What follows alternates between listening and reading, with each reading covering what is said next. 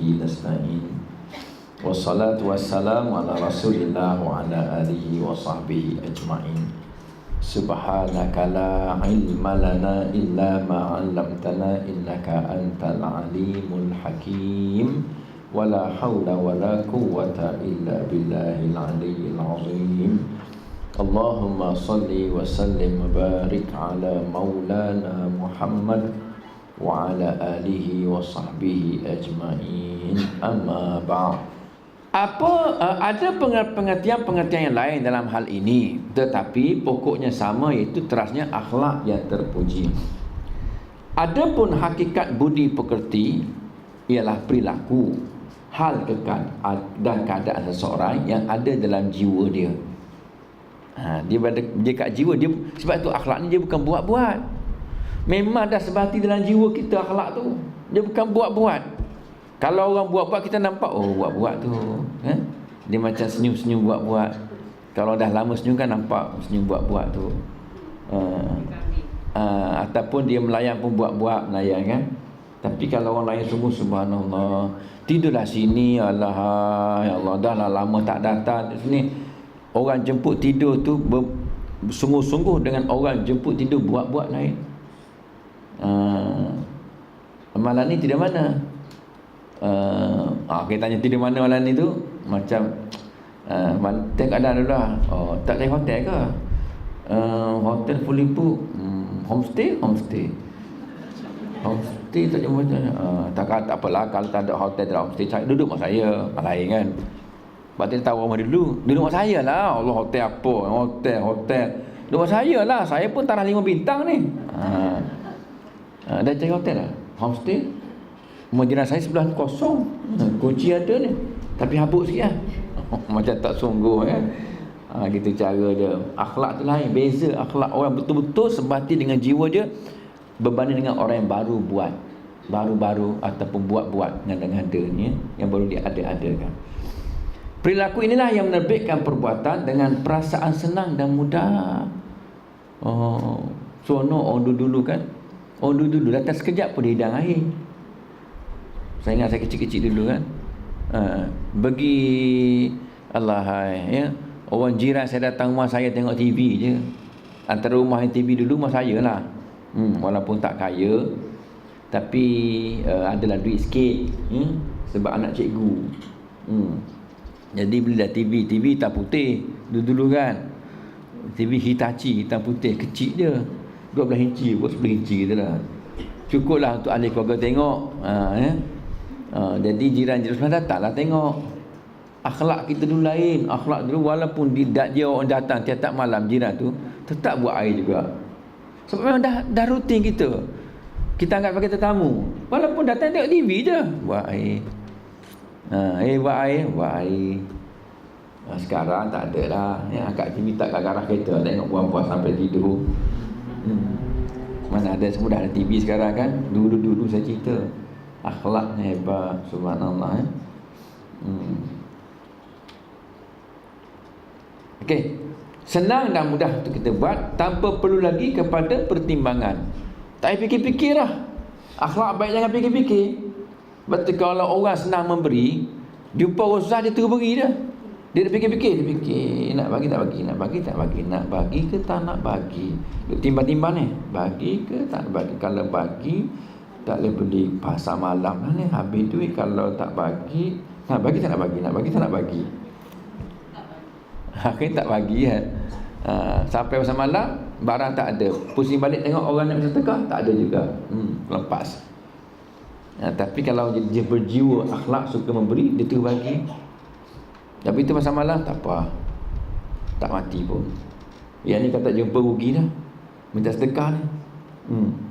Jika yang terbit daripada perilaku itu ialah perbuatan yang elok dan terpuji menurut ukuran akal maupun syarak, maka perilaku itu dinamakan budi pekerti dan akhlak yang baik.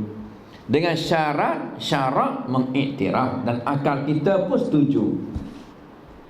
Syarat kata benda tu baik, baiklah. Dan akal kata okey. Tapi kalau syarak kata tak kata apa-apa, tapi akal kata tak baik. Contohlah Contoh tuan-tuan perempuan ialah seperti kentut. kentut. Pada hukum akal tak elok kentut depan orang. Bagi adat orang kita. Kalau ada orang putih, bagus. Ya. Biasa. Tak kisah. Lantak kau lah. I don't mind. Gitu lebih kurang kan. Dulu apa? Biarlah kentut lah. Dia tak rasa apa-apa. Bukan benda yang memalukan kan. Bagi budaya orang barat, tidak mengaibkan kalau kentut depan dia. Tapi kalau sendawa, dia tak boleh terima kan. Macam kurang sopan gitulah ya. Orang kita pula sendawa okey sikit lah berbanding kentut.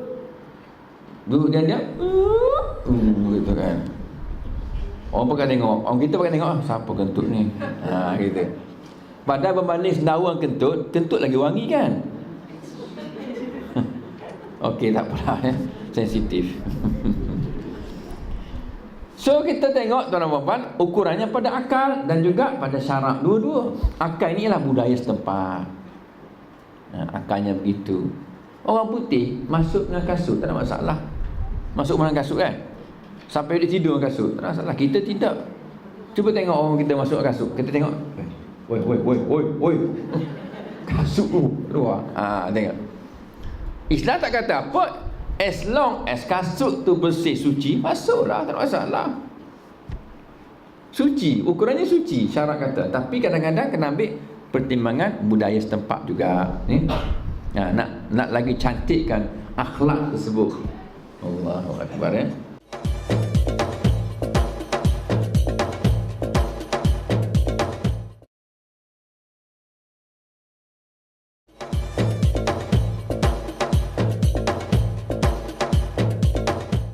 Sebaliknya, jika terbit pula perbuatan yang jahat, maka perilaku yang menjadi sebab terbitnya segala perbuatan jahat itu dinamakan budi pekerti yang jahat ataupun akhlak yang jahat.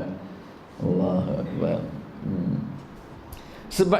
Sebab kita katakan bahawa perilaku itu meresap dalam jiwa ialah kalau kerana yang terbit daripada seseorang itu perbuatan mengorbankan harta bendanya secara tidak selalu, melainkan kerana timbulnya suatu keperluan yang mendadak saja, maka tidak boleh namakan orang itu bersifat bermurah hati. Kebetulan katakanlah ya,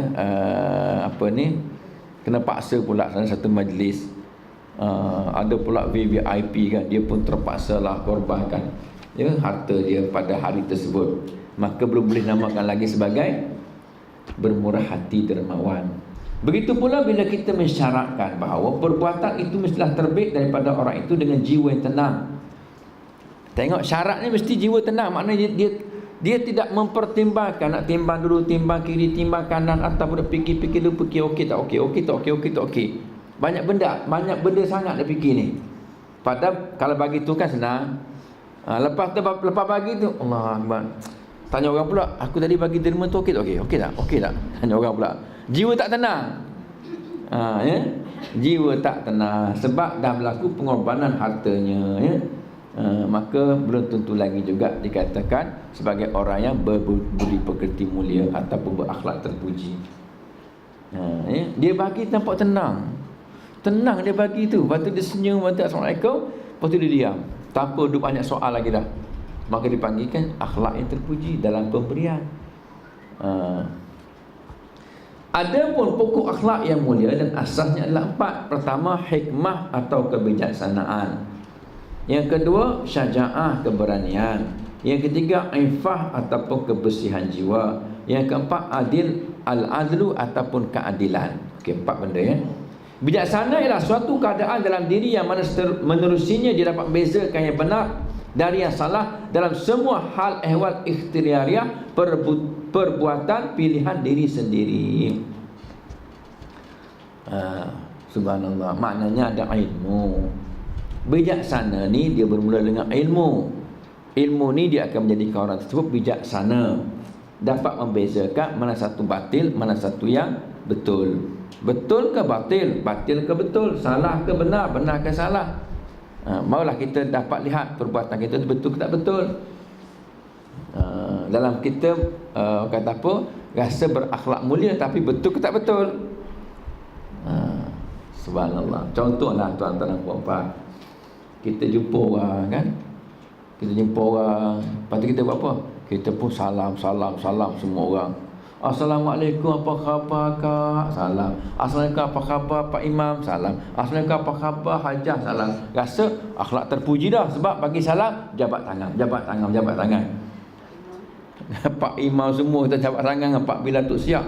Padahal kita ni muslimat di zaman Sarah ni kan. Rasa dah baik sungguh dah. Aku salam dengan Pak Imam tadi, alhamdulillah. Rasa macam gugur dosa. Padahal melambankan hilangnya kebijaksanaan, nampak ketololan dia tu kan. Bijaksana kan lawan tolol. Allahu Akbar, tuan-tuan. So ilmu kena kita belajar dan belajar sebab nak tambahkan kebijaksanaan. Jangan sampai kita disebabkan nak buat akhlak yang mulia dapat dosa. Yang kedua, keberanian. Bahawa keadaan marah yang sedang meluap-luap itu dapat dituntun oleh akal untuk terus memajukan keberanian atau menahannya daripada berlaku kemarahan tadi. Berani, syaja'ah ni berani. Berani tuan-tuan dan puan yang mati Allah ialah yang paling tahapnya tinggi, ialah kita berani menuntun kemarahan kita, mengawal kemarahan kita.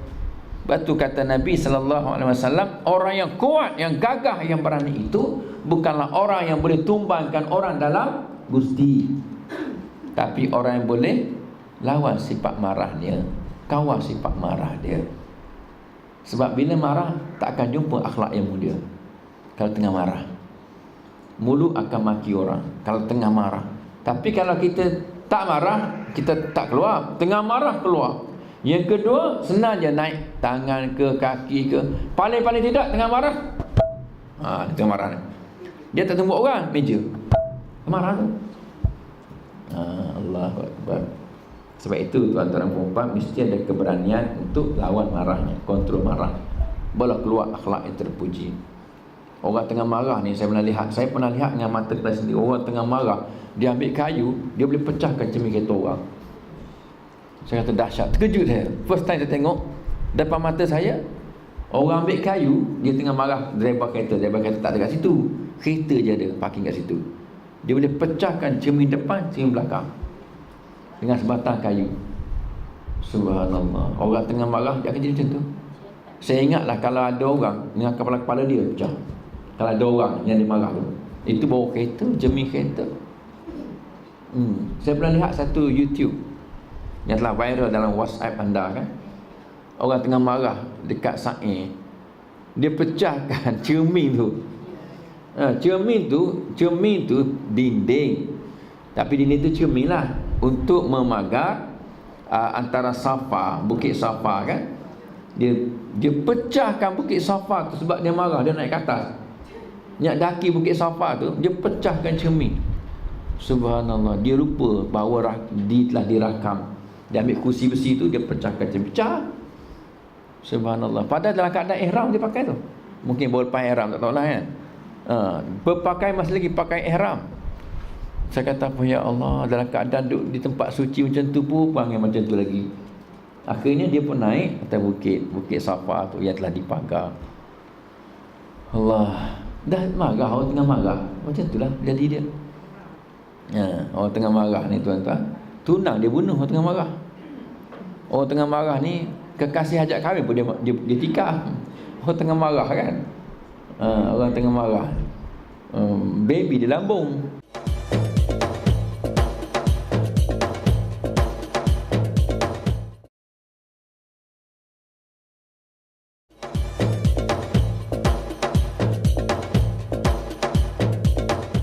Allahu Akbar. Yang ketiga, ifah ataupun kebersihan jiwa, ialah menahan kemahuan syahwat dengan mendidiknya supaya tunduk kepada petunjuk akal dan syarak. Bersih jiwa ni, afah ni tuan-tuan, dia ada maruah. Dia jaga maruahnya dengan petunjuk akal dan juga hukum syarak. Betul, orang perempuan terutamanya kena ada ifah, kena ada pertahankan maruah dia, kesucian dia. Ifah kalau tidak tuan-tuan, dia akan tunduk pada nafsu dia, maka dia akan hilang akal dia dan hukum syarak pun hilang entah ke mana. Bila mana dia telah mengandung 5-6 bulan, boleh dia tersedar. Hukum akal dia kata sudah, Aku nak ambil SPM tahun ni, macam mana ni ya Allah, dah mengandung 5-6 bulan. Hukum akal kata bimbang, kena buang sekolah. Hukum syarak kata berdosa. Lepas tu lepas beranak nanti siapa jaga anak ni? Hukum akal kata akulah kena jaga anak. Bila aku nak jaga anak, sudah, nanti malu satu keluarga pula. Sudah, akhirnya dia pun kerak bayi tu 15. Lepas tu buang dalam loji. Allahu Akbar. Sebab tidak ada aifah, maka dia langgar habis hukum akal dan hukum syarak. Allahu Akbar ya. Okey. Yang keempat, adlu, keadilan. Yang dimaksudkan dengan keadilan ialah suatu kekuatan dalam jiwa yang dapat mengatasi sifat marah dan kemahuan syahwat, lalu membimbing keduanya ke arah kebijaksanaan serta menentukan bila masanya boleh diikutkan dan bila pula harus dikekang dari berlaku menurut hal dan keadaan yang dihadapinya. Keadilan itu ialah pertimbangan akal yang sihat. Dia pertimbang, adil. Dia kan neraca, mesti jangan sengit sebelah, jangan berat sebelah, jangan terangkat sebelah. Itu namanya keadilan, iaitu meletakkan sesuatu perkara pada tempatnya. Bila ada keadilan, kita tahu bila nak marah, bila nak diam. Bila isteri kita membebel, suami kena diam. Akal kata baik diam. Kalau aku lawan, lagi dia membebel, baik diam. Tapi kalau anak membebel pada mak, ni letakkan sesuatu perkara, kena ke tempatnya, kena marah anak tu. Halo, tak baik cakap macam tu kat mak. Jangan membebel kat mak. Minta maaf dengan mak sekarang, boleh lah. Tapi kalau isteri membebel kat kita, biarkanlah. Iyalah, nanti abang buatlah. Iyalah. Yang letak kat pintu, nanti abang jemurlah kain tu. Sampah pun sama, letaklah kat tu. Nanti buang sampah. Sampah nampak lagi. Iyalah. Tapi kalau anak membebel kat mak, bangkit. Tak boleh. Tu cara. Maknanya benda sama juga, membebel juga. Ya, tuan-tuan. Tapi tengok tempatnya. Tak boleh. Ni anak derhaka ni. Itu nama keadilan. Namanya keadilan tu kena ada dalam diri kita. Allahu Akbar. Letakkan sesuatu perkara kena pada tempatnya dalam kehidupan kita ni. Hebat Islam ni. Dengan menegakkan keempat-empat sifat yang tersebut di atas, boleh dapat dilengkapi diri dengan semua akhlak yang terpuji. Al-Quranul Karim telah mengenalkan kepada kita semua akhlak, sifat para orang beriman. A'udzu billahi minasyaitonir rajim. Innamal mu'minuna alladzina amanu billahi wa rasulihi thumma lam yartabu wa jahadu bi amwalihim wa anfusihim